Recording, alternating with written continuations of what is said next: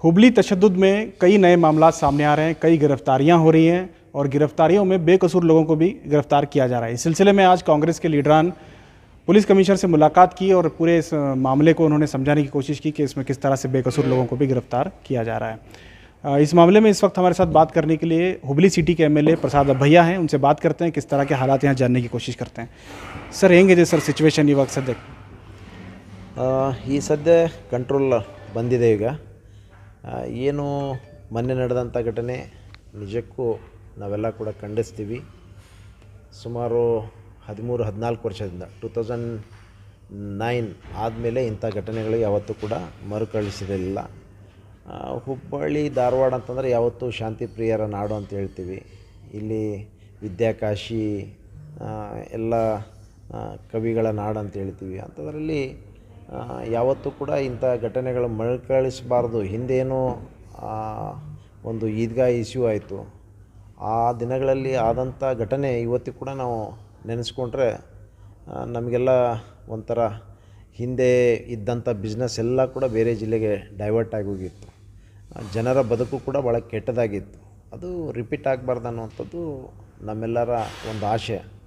ಆದರೆ ಮೊನ್ನೆ ನಡೆದಂಥ ಘಟನೆ ಬಹುಶಃ ನಾವ್ಯಾರೂ ಕೂಡ ಈ ಮಟ್ಟದಲ್ಲಿ ಆಗ್ತದೆ ಅನ್ನೋಂಥದ್ದು ನಿರೀಕ್ಷೆ ಕೂಡ ಮಾಡಿರಲಿಲ್ಲ. ಮತ್ತು ಅದನ್ನು ಖಂಡಿಸ್ತೀವಿ.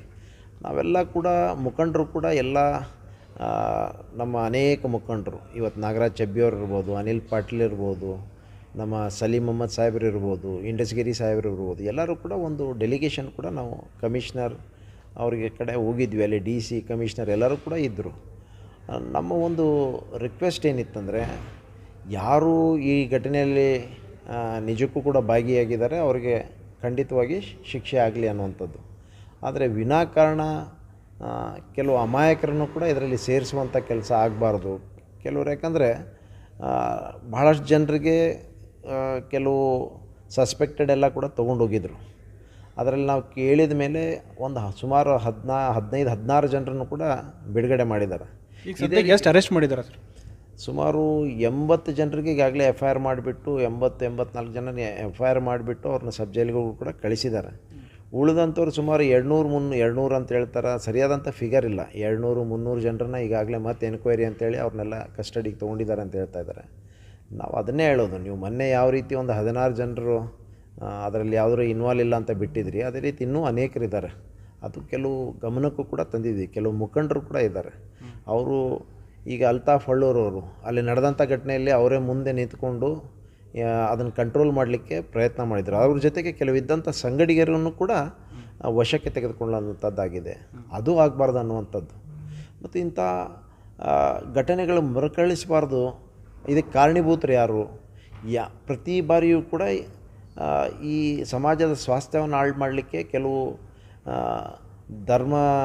ಧರ್ಮದ ಹೆಸರಿನಲ್ಲಿ ಸಮಾಜವನ್ನು ಹೊಡೆಯುವಂಥ ಕೆಲವು ಕಿಡಿಗೇಡಿಗಳು ಯಾವತ್ತೂ ಕೂಡ ಕೆಲವರು ಇಂಥವ್ರನ್ನ ಭಾಳ ಇವ್ರ ಬಗ್ಗೆ ವಿಶೇಷವಾದಂಥ ಒಂದು ಅವ್ರ ಬಗ್ಗೆ ಹೆಚ್ಚಿನ ಒಂದು ನಿಗಾ ಇಡಬೇಕು.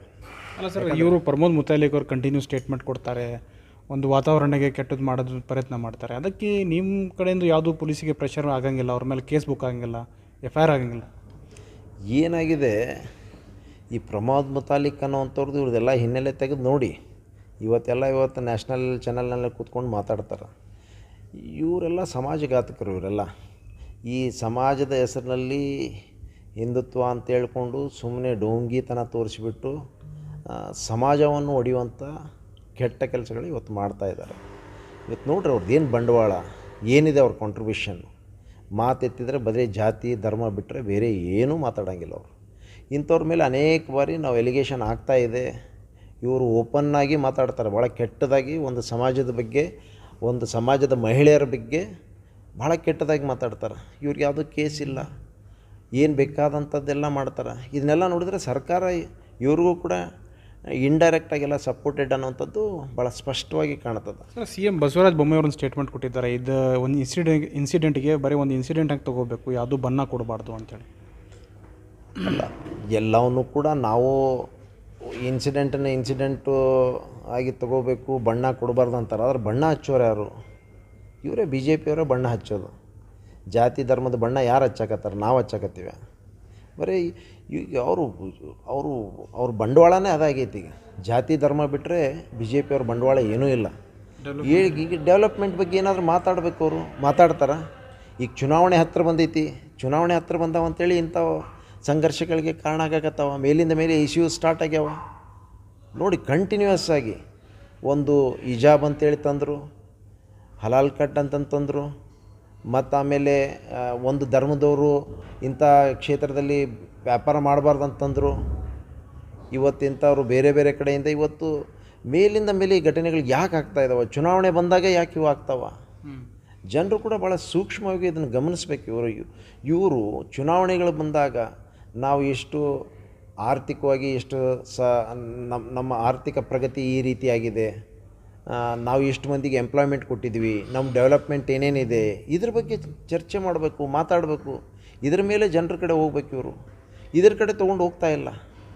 ಬರೀ ಹಿಂದೂ, ಮುಸ್ಲಿಂ, ಕ್ರೈಸ್ತ ಅನ್ನೋದ್ರ ಮುಖಾಂತರನೇ ವೋಟ್ ಬ್ಯಾಂಕ್ ಮಾಡ್ಕೊಳ್ಳುವಂಥ ಕೆಲಸ ಇವತ್ತು ಮಾಡ್ತಾರೆ. ಇದು ಇನ್ಸಿಡೆಂಟ್ ಆಗಿ ಒಂದು ವಾತಾವರಣ ಕೆಟ್ಟಿದೆ. ಎಲ್ಲ ಕಮ್ಯುನಿಟಿಗೆ, ಹಿಂದೂ ಮುಸ್ಲಿಮ್ಸ್ ಎಲ್ಲ ಜಾತಿಯವ್ರಿಗೆ ಏನು ಮೆಸೇಜ್ ಕೊಡಲಿಕ್ಕೆ ಬಯಸ್ತಾರೆ ಸರ್?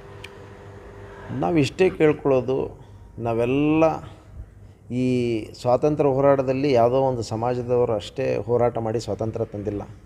ಈ ಸ್ವಾತಂತ್ರ್ಯ ತರಬೇಕಾದ್ರೆ ಹಿಂದೂ, ಮುಸ್ಲಿಂ, ಕ್ರೈಸ್ತ ಎಲ್ಲರ ಒಂದು ಕಾಂಟ್ರಿಬ್ಯೂಷನ್ ಐತಿ ಈ ದೇಶಕ್ಕೆ. ಮತ್ತು ನಾವೆಲ್ಲ ಕೂಡ ನಮ್ಮ ಕಾನ್ಸ್ಟಿಟ್ಯೂಷನ್ ನೋಡಿದಾಗ ವಿವಿಧ ಧರ್ಮದಲ್ಲಿ ವಿವಿಧ ಧರ್ಮ ಜಾತಿ, ಜನಾಂಗ, ಭಾಷೆ ಇವೆಲ್ಲದರಲ್ಲೂ ಕೂಡ ಏಕತೆ ಹೊಂದಿದಂಥದ್ದು. ನಾವೆಲ್ಲರೂ ಕೂಡ ಒಂದೇ, ನಾವೆಲ್ಲರೂ ಕೂಡ ಭಾರತೀಯರನ್ನುವಂಥ ಭಾವನೆಯಲ್ಲಿ ನಮ್ಮದು ಒಂದು ವಿಶೇಷವಾದಂಥ ಒಂದು ಸಂಸ್ಕೃತಿ ಇದೆ, ಭಾರತ ದೇಶದ ಸಂಸ್ಕೃತಿ. ಆ ಸಂಸ್ಕೃತಿಗೆ ಮಸಿ ಬಳಿಯುವಂಥ ಕೆಲಸ ಇವತ್ತು ಮಾಡ್ತಾಯಿದ್ದಾರೆ ಜಾತಿ ಧರ್ಮದ ಹೆಸರಿಟ್ಟು. ಮತ್ತು ಸಂವಿಧಾನಕ್ಕೆ ವಿರುದ್ಧವಾಗಿ ಕೂಡ ಇವರು ಒಂದು ಆಡಳಿತ ನಡೆಸುವಂಥ ಕೆಲಸ ಮಾಡ್ತಾಯಿದ್ದಾರೆ. ಇದು ಆಗಬಾರ್ದು ಅನ್ನುವಂಥದ್ದು. ಅದಕ್ಕೆ ನಾನು ಒಂದು ರಿಕ್ವೆಸ್ಟ್ ಮಾಡ್ಕೊಳ್ಳೋದು, ಈ ಜಾತಿ ಧರ್ಮಗಳ ಹೆಸರಿನಲ್ಲಿ ಈ ಸಮಾಜವನ್ನು ಒಡೆಯುವಂಥ ಸಮಾಜಘಾತಕರನ್ನ ದೂರಿಡ್ರಿ, ಅವರಿಗೆ ಹೆಚ್ಚು ಪ್ರಾಮುಖ್ಯತೆ ಕೊಡಬೇಡ್ರಿ. ನಾವು ಇವತ್ತು ಧಾರವಾಡ ಅಂತಂದರೆ ಶಾಂತಿ ಪ್ರಿಯರ ನಾಡು ಅಂತ ಹೇಳ್ತೀವಿ, ಕವಿಗಳ ನಾಡು ಅಂತೀವಿ, ವಿದ್ಯಾಕಾಶಿ ಅಂತ ಹೇಳ್ತೀವಿ.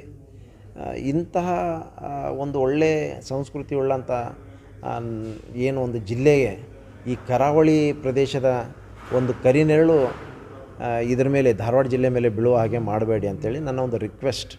Thank you sir.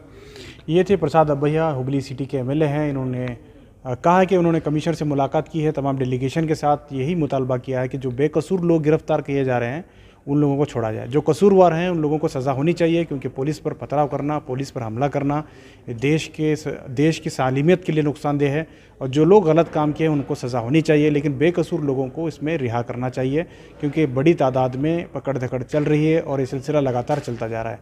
इस सिलसिले में उन्होंने बहुत सारे तफसीलात भी बताए हैं कि किस तरह से माहौल को ख़राब करने की कोशिश की जा रही है। आने वाले इंतखाबात के चलते जो है इस तरह के हालात पेश आ रहे हैं।